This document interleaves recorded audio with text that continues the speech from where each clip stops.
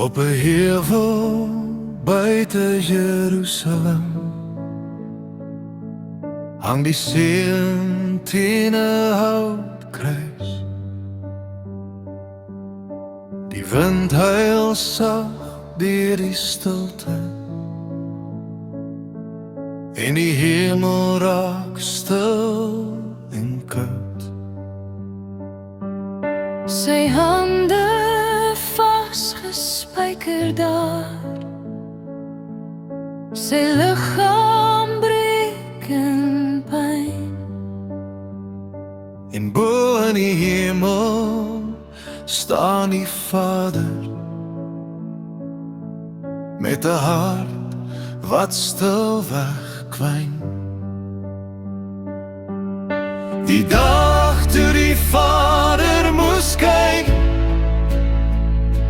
hoe sy seun sterf aan die kruis, liefde wat bloei vir die wêreld, om verlore kinders huis toe te bring.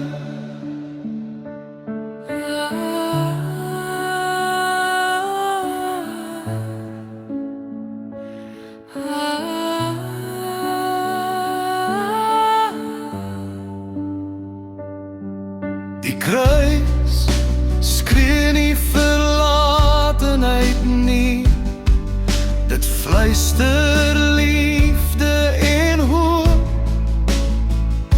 Jy is die moeite werd, sê Jesus, daarom het ek die pad geloop. Die dag toe die Vader moes kyk hoe sy seun sterf aan die kruis, liefde wat bloei vir die wêreld, om verlore kinders huis toe te bring. Die Vader het gesien, die seun het gesterf, en liefde het gewen, ons verlosser van ons sondes het gewring. Die dag